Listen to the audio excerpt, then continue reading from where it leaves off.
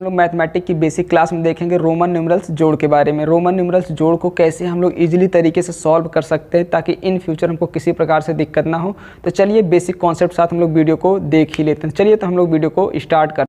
तो चलिए हम लोग बेसिक कॉन्सेप्ट साइज का रूल देखते हैं। तो हमारा जो रोमन न्यूमरल्स है नो सिंबल फॉर जीरो, मतलब जीरो के लिए कोई रोमन न्यूमरल्स में सिंबल नहीं होता। इसके अलावा हम लोग और इसका जो नियम है इसको हम लोग देखते हैं कि 1 से लेकर 10 तक हमारा रोमन न्यूमरल्स इस प्रकार से होता है और 11 से लेकर 20 तक हमारा न्यूमरल्स इस प्रकार से होता है। तो हम लोग पहले क्या देखते हैं कि जो हमारे यहाँ रोमन न्यूमरल्स है कि मतलब आई के लिए 1, वी के लिए 5, एक्स के लिए 10, एल के लिए 50, सी के लिए 100, डी के लिए 500, एम के लिए 1000 है। तो यहाँ पर हम लोग एक बात का विशेष ध्यान रखेंगे। मान लीजिए जैसे हमारा कोई रोमनल्स है 1 है और ये क्या हमारा 5 रोमन न्यूमरल्स है। तो इसमें आपको विशेष ध्यान ये रखना है, अगर कोई छोटा न्यूमरल्स बड़े न्यूमरल से पहले आ जाता है तो वैल्यू क्या करता है, घटा करके कम कर देता है। जैसे यहाँ पे रोमन न्यूमरल्स क्या है, इसका वैल्यू कितना है 1 है और इसका वैल्यू कितना है 5 है। अगर हम लोग इनको एक साथ में लिखते हैं तो इसका वैल्यू कितना है, कम है और इसका ज़्यादा है। तो इसका 1 है और इसका क्या है 5 है। तो क्या करता है, इसके वैल्यू को क्या कर देता है, जो छोटा न्यूमरल्स रहता है आगे वाले न्यूमरल्स का छोटा वैल्यू होने की वजह से इसके घटा के मान किसको क्या कर देता है, 4 कर देता है। क्या कर देता है, 4 कर देता है। अगर यही रोमन न्यूमरल्स अगर बड़े रोमन न्यूमरल्स के बाद लगता है तो इसके वैल्यू को बढ़ा देता है। जैसे हमारा रोमन न्यूमरल्स 5 है, 5 के बाद हमारा आई लग गया तो यहाँ पे देखते हैं हमारा इसका कितना वैल्यू है 5 है, इसका कितना 1 होता है वैल्यू। अब क्या इसको हम लोग जोड़ के इसका वैल्यू कितना कर देता है, 6 कर देता है। यानी किसी बड़े न्यूमरल से पहले छोटा न्यूमरल्स रहता है तो उसका वैल्यू क्या कर दिया जाता है, कम कर देता है। लेकिन अगर वही छोटा न्यूमरल से किसी बड़े न्यूमरल्स के बाद रहता है तो उसके वैल्यू क्या कर देता है, बढ़ा देता है। जैसे यहाँ पर हम लोग देखते हैं एल का वैल्यू क्या है 50 है। अगर इसके पहले हम लोग एक छोटा, क्योंकि एस का मान कितना होता है 10 होता है, कितना होता है 10 होता है। तो बड़े न्यूमरल से पहले छोटा न्यूमरल्स आ गया तो यानी इसके मान को घटा के इसका वैल्यू कितना कर दिया, ये 40 कर दिया। कितना वैल्यू कर दिया, 40 कर दिया। अगर यही एल के बाद अगर इसका एक्स आ जाता तो बड़े न्यूमरल्स के बाद छोटा न्यूमरल्स आया तो इसका वैल्यू कितना 50, इसका वैल्यू कितना है 10 है। दोनों को जोड़ के इसका वैल्यू कितना हो गया, 60 हो गया। तो इस बात का हम लोग कॉन्सेप्ट को विशेष ध्यान रखेंगे। तो चलिए हम लोग सवाल को सॉल्व करते हैं टाइप बाय टाइप।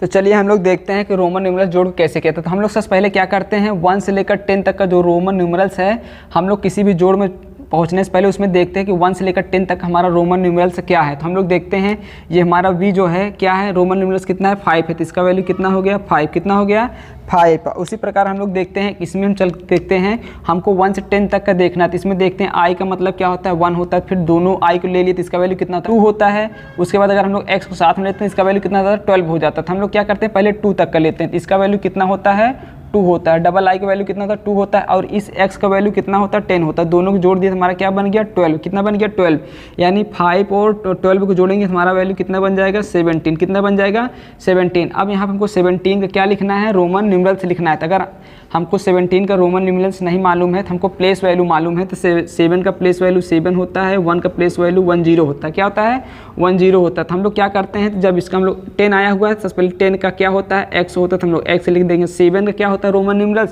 तो 7 क्या होता है v होता है। तो इस प्रकार से हम लोग इसका रोमन न्यूमरल्स भी निकाल सकते हैं। उसी प्रकार अगर आप तो या तो इसको आप एक्सपेंडेड फॉर्म में लिख लीजिए। 1 का 10 आया, 7 का प्लेस वैल्यू 1 का 10 आया, 7 का 7 आया तो हम लोग इस तरीके से एक्सपेंडेड फॉर्म दिखा सकते हैं। 10 का ये होता है, 7 का ये होता है, लेकिन इसमें बीच में प्लस का चिन्ह नहीं लगाया जाता है। उसी प्रकार हम लोग चलते हैं नेक्स्ट क्वेश्चन में देखते हैं। तो यहाँ पर हम लोग क्या करते हैं 1 से लेकर 10 तक का पहले देखते हैं रोमन न्यूमरल्स। इसको हम लोग 1 वैल्यू लेते हैं कितना हो जाता है 10 हो जाता है। कितना होता है 10। लेकिन उसके पहले एक और लेके देखते हैं तो इसका वैल्यू कितना हो जाता है 9। कितना हो जाता है 9। तो इसका वैल्यू कितना हो गया हमारा 9। फिर उसके बाद इधर आते हैं देखते हैं इसका वैल्यू कितना हो गया 10। दोनों को जोड़ दिए हमारा क्या बन गया 9 10।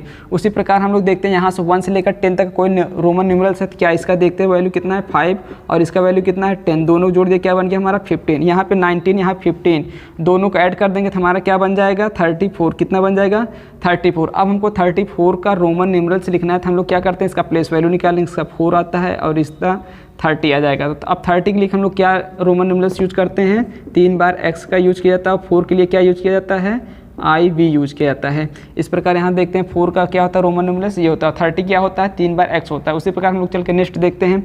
यहाँ पर हम लोग पहले देखते हैं कि कोई 10 से पहले रोमन न्यूमरल्स है क्या, इसको लेते हैं तो वैल्यू इसका 1 आता है। दोनों को साथ में लेते हैं तो वैल्यू 2 आता है। इन तीनों को साथ में लेते हैं तो इसका वैल्यू कितना आता है 7। हम लोग 7 1 से लेकर 10 के बीच में देखते हैं 7 हमको मिल गया। फिर यहाँ पे देखते हैं इसको लेते हैं तो वैल्यू 1 आता है। दोनों को साथ में लेते हैं 2 आ जाता है। तीनों को साथ में लेते हैं 3 आ जाता है। चारों को साथ में लेते हैं इसका वैल्यू कितना हो जाता है 8 हो जाता है। तो दोनों को हम लोग जोड़ देते हैं कितना जाता है हमारा 15। अब 15 हमको रोमन न्यूमरल्स निकालना है, तो इसका प्लेस वैल्यू 5, इसका वैल्यू प्लेस वैल्यू 10। तो 10 के लिए हम लोग x लगाते हैं, 5 के लिए क्या लिखते हैं v। इस तरीके से हमारा क्या होता है, रोमन न्यूमरल्स से आसानी से निकल जाता है। उसी प्रकार हम लोग यहाँ पे चल के देखते हैं, इसका वैल्यू कितना होता है, 10 होता है, इसका 10, इसका 10, दोनों को हम लोग जोड़ दिए, कितना बन गया 20। 20 और 10 कितना हो जाता है हमारा 30। 30 के लिए हम लोग क्या करते हैं, प्लेस वैल्यू इसका जब निकालते हैं, 0 का 0, 10 का क्या होता है 3, क्या हो जाएगा 30 हो जाएगा। 30 के लिए क्या रोमन न्यूमरल्स आता है 3/x, और 0 के लिए रोमन न्यूमरल्स में कोई सिंबल नहीं होता, इसलिए कोई सिंबल यहाँ पे नहीं लगता। उसी प्रकार हम लोग इसमें क्वेश्चन चलते थे, हम लोग क्या देखते हैं, पहले राइट साइड से लेफ्ट साइड आते हुए देखते हैं हमारा 1 से 10 के बीच में कोई रोमन न्यूमरल्स है क्या, देखते हैं। v लेते हैं तो हमारा वैल्यू कितना दिखाता है 5, कितना दिखाता है 5। उसके और एक पहले अंक ले लेते हैं तो इसका वैल्यू कितना दिखा देता है 4, तो इसका हम लोग क्या वैल्यू लिख लेते हैं 4। और इस x का वैल्यू कितना होता है 10, दोनों को जोड़ दिए, हमारा क्या बन गया 14।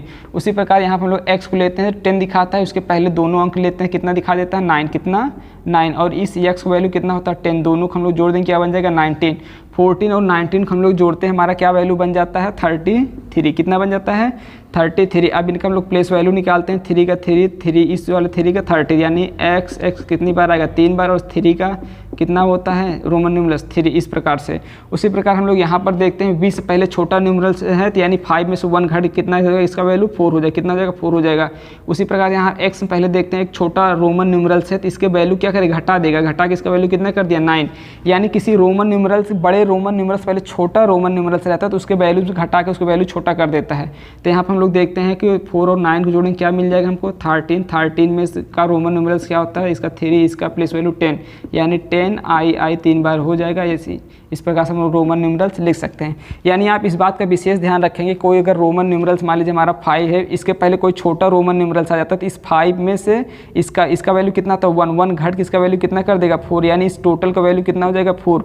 लेकिन यही अगर रोमन न्यूमरल जो बड़ा रोमन न्यूमरल्स है, इसके बाद छोटा कोई रोमन न्यूमरल्स लग जाता है, तो वैल्यू क्या करता है एडेड हो जाता है, इसका वैल्यू कितना कर देता है 6 हो जाता है। चलिए अब हम लोग इसका नेक्स्ट टाइप 112 हम देखते हैं। हमारा जब इस प्रकार से क्वेश्चन दिया रहेगा रोमन न्यूमरल्स, हम लोग इसको कैसे सॉल्व करेंगे। हम लोग देखते हैं कि इसका वैल्यू देखते हैं 1 से 10 के बीच में है, इसका वैल्यू कितना है 5 है, कितना है 5 है। इसका वैल्यू कितना है 6 होता है, कितना होता है 6 होता है। और इसका वैल्यू कितना होता है, और इसका वैल्यू कितना होता है 1 और 10 के बीच में देखते हैं, इसका वैल्यू 5 और इसका वैल्यू कितना होता है 10, दोनों जोड़ दिए कितना बन गया हमारा 15।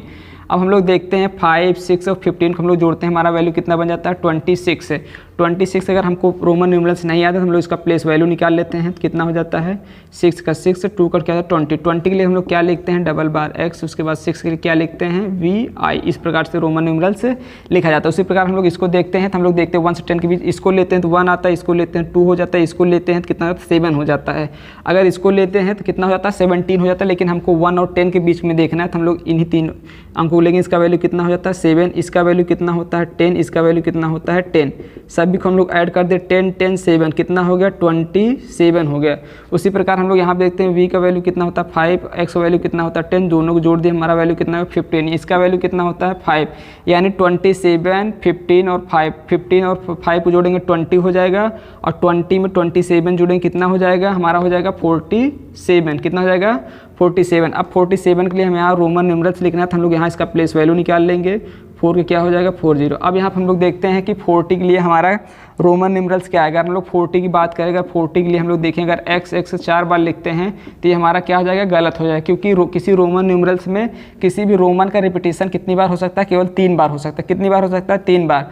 तो हम लोग क्या करते हैं, हमको 40 लिखना है, तो हम लोग क्या करते हैं 40 से बड़ा वैल्यू क्या होता है, तो 40 से बड़ा वैल्यू हम लोग देखते हैं क्या होता है रोमन न्यूमरल्स इस अकॉर्डिंग जो सिस्टम इसका नंबर है 1, 5, 10, 50, 100, 500, 1000, इस नंबर अकॉर्डिंग देखते हैं कि 40 से बड़ा हमारा नंबर क्या होता है 50 होता है। क्या होता है 50 का हमारा वैल्यू क्या होता है एल से होता है, क्या होता है एल से। अब किसी बड़े न्यूमरल से पहले कोई छोटा न्यूमरल से लग जाए, इसी में क्या लग जाए एक 10 लग जाए, क्या लग जाए 10, इसके वैल्यू क्या करता है घटा देता है। एल का मान कितना होता है 50 होता है। अब इसके पहले एक छोटा रोमन न्यूमरल से लग गया तो इसके वैल्यू क्या कर देगा कम कर देगा, यानी इसका वैल्यू कितना हो जाएगा 40 हो जाएगा। तो यानी 40 के लिए हम लोग क्या लिख लेंगे XL। 7 के लिए हम लोग क्या लिखेंगे VI। इस प्रकार से हमारा क्या हो जाएगा रोमन न्यूमरल से कंप्लीट हो जाएगा। उसी प्रकार हम लोग यहाँ पर देखते हैं, तो यहाँ पर हम लोग देखते हैं V का वैल्यू कितना होता है 5, तो अब दोनों को साथ में ले लें तो इसका वैल्यू कितना कर देता है 4। तो क्योंकि बड़े रोमन न्यूमरल्स पहले एक छोटा रोमन न्यूमरल्स है तो इसके वैल्यू क्या कर देगा 4, 5 को एक घटा के कितने कर देगा 4।